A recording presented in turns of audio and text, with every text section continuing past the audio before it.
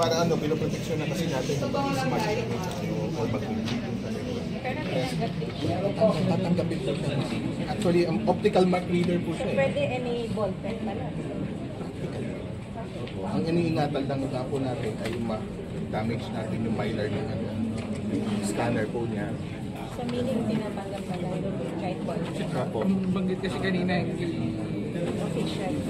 Opo. So, kaya inaano namin pa. Kasi yung uniformity ba ng mark, ma'am, para ma-maintain natin yung uniformity ng mark. Kasi para ano yun niya, para basahin niya, may marking threshold po kasi yan na 20%. So, mas kung pare-pareho po yung pen na ginamit natin, pare-pareho yung quality ng mark. So, mas madali po natin, ma'am. So, you have to cast po ito.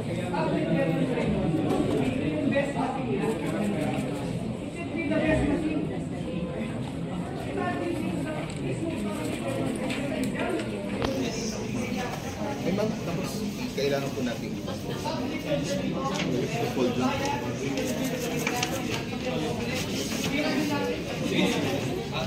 overboard. Mako-correct mo ba? Overboard, hindi na po. Hindi na, di ba? So, ano na talaga yun? Wala na. Sira na yung... Kasi hindi nyo mabubura kasi.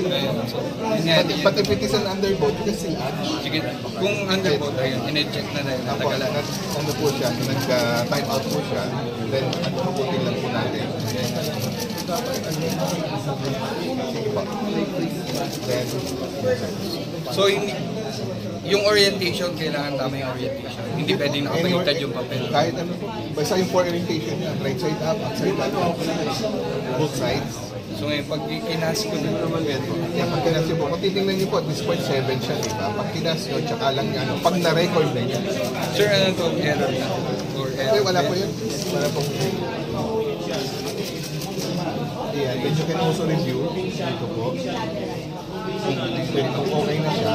Actually, ito kung QR code na to, kung naka-close voting na, meron po siyang function na review. Pag ilan na yung review, pwede nyo ano po dito yung QR code, then it will display the result as well as the ballot associated to this fund.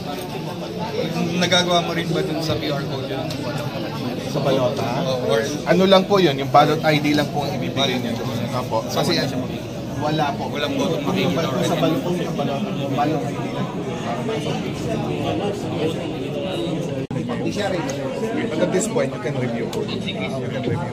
Ayan, ngayon naman nasa automated counting machine natin ang balala po ng Professor Pedro Araw mula sa Pagdalaya.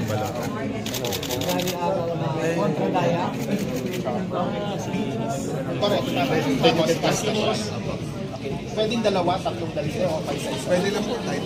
Kagaya niya, nag-time out po siya. Okay. Kasi So, ibig sabihin, hindi ako that is close to prevent po kasi magbabad yung voter doon. Orasan ulit natin. Yes, sir. Okay lang po. Bilangan nyo, ha? Hindi na natin gano'n kami. Ayan, pag ganito po nagpapasa po yan, nag-play. 4 seconds na. Cast. Yes, and you can cast. Then pag kinas nyo, pag na-record siya, tsaka alam po niya, ka-count yung one. 6, 7, 8. Okay. 4 seconds sa pag-scan, 8 seconds yung paglabas ng receiver. 4 seconds sa Pagbasa nung pagbasa. tapos 8 seconds yung paglabas. So mabilis siya. Okay, after reviewing, so you can hold it then. Yung voter, pwede niyang picturean po ba yung Ay, ito hindi. Hindi pwede. pwede. At saka ito hindi rin pwede picture. Hindi rin po. Okay. Kasi ano natin na pwede kasi pag namin sa vote buying yun eh. Ay, sige. Bawal po yun. Okay. Tapos dito. Pag ano lang.